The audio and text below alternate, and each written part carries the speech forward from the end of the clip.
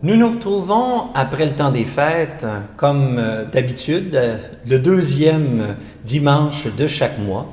Alors, il me fait plaisir encore une fois de vous accueillir ici, chez les Franciscains de Trois-Rivières, dans le beau musée du Père Frédéric. Et donc, nous commentons l'évangile de ce dimanche, qui est celui du baptême du Seigneur, pris dans l'évangile de Luc. Alors, juste quelques petits repères d'abord avant de commencer plus en profondeur sur ce texte-là, qui est très beau d'ailleurs. Le premier point, c'est que le baptême du Seigneur dans l'évangile de Luc n'est pas au début de l'évangile.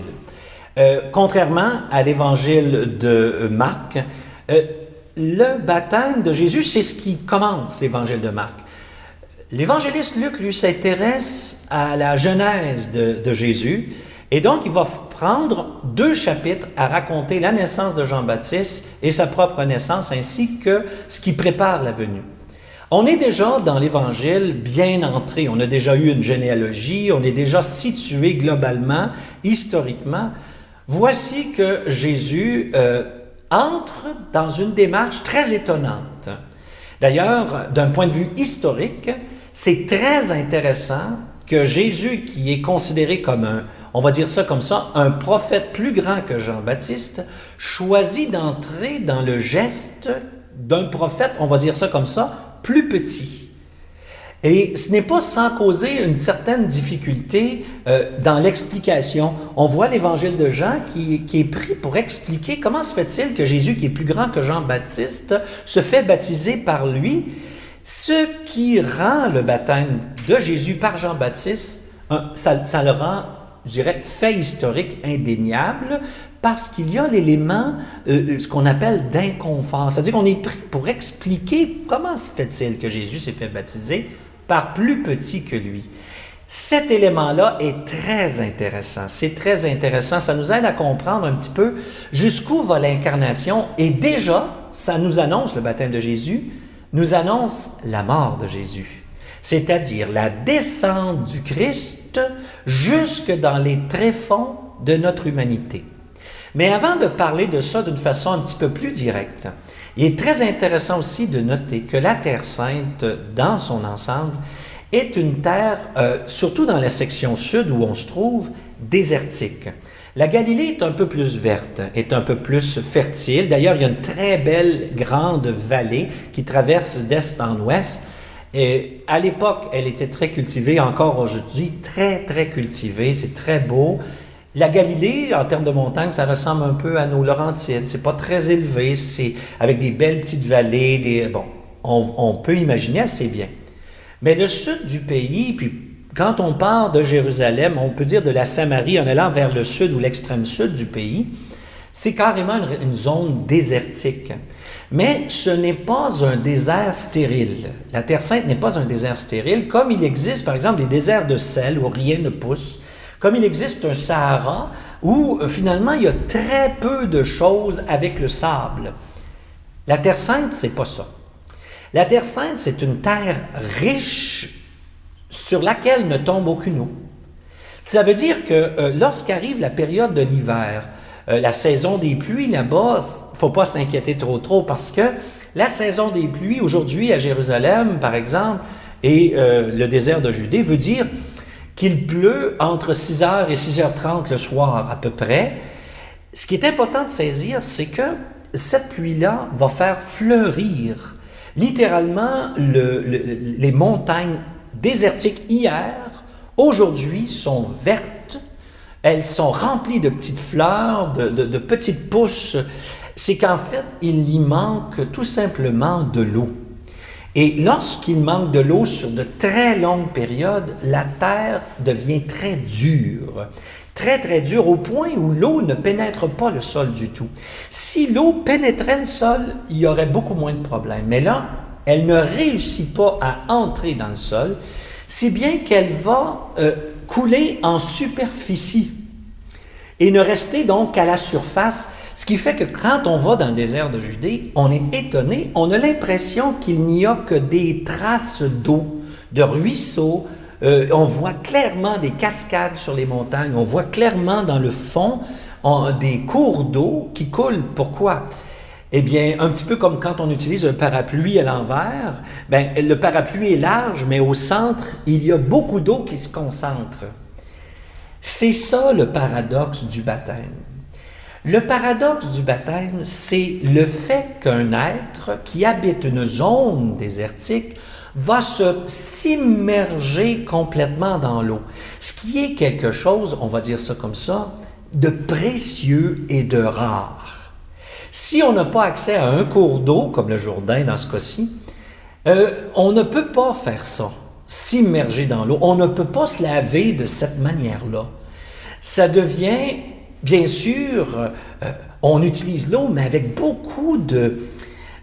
on dit en français parcimonie, ou avec beaucoup on fait très attention. On la ménage, comme on disait autrefois. Si bien qu'on va faire sa toilette quotidiennement, on a, je dirais, peut-être 6 litres d'eau pour boire et pour faire sa toilette pour les gens normaux. Puis ça inclut nettoyer ses mains lorsqu'on va à un repas pour un juif. On garde l'eau, elle est précieuse, on ne la gaspille pas.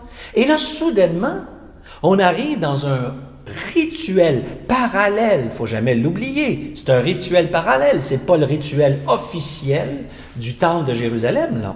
On parle d'un rituel original, d'un prophète, on va dire ça comme ça, marginal, parce que les autorités juives n'osent pas dire que Jean-Baptiste est un authentique prophète, parce que, comme le dit très bien l'Évangile, s'ils disent c'est un authentique prophète, on va leur dire, mais pourquoi vous ne l'avez pas suivi, hein? Jean-Baptiste a un rituel, on va dire ça, marginal, en marge, mais qui a un grand succès populaire. Et ce rituel est précieux. Il immerge des gens dans l'eau, dans une région où l'eau est très précieuse, très importante. Et donc, tu fais l'expérience d'être complètement rempli, complètement purifié, complètement nettoyé. Ton corps tout entier entre dans une nouvelle vie. Maintenant, ce qui est très important, c'est de distinguer l'eau qui ne bouge pas de l'eau qui bouge. L'eau qui ne bouge pas dans la psychologie d'Israël, c'est le mal. C'est des monstres marins, c'est une force qu'on ne contrôle pas, ce sont des vagues qui viennent nous surprendre et des vents qui nous bousculent. L'eau qui ne bouge pas, ce que nous on appelle des lacs, ce que nous on appelle des grands lacs, ou la mer, c'est inquiétant pour le monde d'Israël. Ils n'aiment pas cette eau-là, sinon pour la boire. Elle est inquiétante, elle est remplie, elle est synonyme de mal. L'eau courante, par contre, c'est autre chose. L'eau qui bouge, l'eau qui se déplace, elle est synonyme de vie qui se transmet. Elle n'est pas inquiétante. On peut la contrôler. On est capable de voir qu'elle arrive avec tel débit, etc. Et c'est pour ça qu'il y a toute une mystique de l'eau avec la traversée de la mer avec Moïse ou la traversée du Jourdain avec Josué dans la première alliance. L'immersion dans l'eau est la plus belle image qu'on peut avoir déjà de la mort et du salut. C'est-à-dire, je descends esclave, ou si vous voulez, prisonnier, ou je descends dans l'eau avec un poids, avec une lourdeur, j'entre dans l'eau qui à la fois peut me faire peur et me purifie, et j'en ressors libre, j'en ressors vainqueur. Pourquoi Jésus a besoin de faire ça, alors que c'est celui lui-même qui va franchir les frontières de la mort et ouvrir le chemin pour l'humanité, pour l'Église. Il est maître de vie, il est maître de mort, il est maître de la vie éternelle avec un grand V. Pourquoi? Quelle est l'utilité de vivre ce témoignage ou de poser ce geste-là avec Jean-Baptiste? Il y a 2 raisons principales que j'y vois. La première, c'est que Jean-Baptiste, je pense, par l'Évangile de Luc, mais je dirais par les évangélistes en général, est présenté un petit peu comme l'aboutissement de la première alliance. C'est le dernier des prophètes, peut-être pas le plus grand, mais c'est le dernier des prophètes, celui qui précède la pleine réalisation du salut. Si bien que, en faisant ça, Jésus endosse toute son histoire, l'histoire d'Israël, l'histoire de son peuple. Il la fait sienne, cette histoire-là. Et ce qui est très intéressant, c'est qu'il fait sienne non seulement l'histoire officielle d'Israël, mais il fait sienne aussi une parole et un geste prophétique, qui est quand même un courant dans le peuple de Dieu, qui parfois entrait en conflit avec, je dirais, la religion officielle. Mais ce n'est pas la seule chose. Il faut aussi ajouter le fait que, en faisant ça, de façon plus générale, Jésus indique clairement jusqu'où il va aller dans l'humanité, dans la mort déjà. Il indique qu'il va entrer dans l'incarnation sans faire semblant. Il va y entrer complètement, totalement. L'ouverture de ça, c'est le baptême. La fermeture de ça sera sa mort, le nouveau baptême. Mais toutes les deux vont nous conduire à la liberté et à la vie. C'est merveilleux qu'on fête le baptême de Jésus en ce début d'année, alors que le baptême de Jésus vous inspire cette entrée généreuse, cette réponse, mais aussi le fait de s'abandonner dans sa fragilité, dans les bras de Dieu, dans l'eau vivifiante du salut, pour en ressortir vainqueur et sauvé. Amen.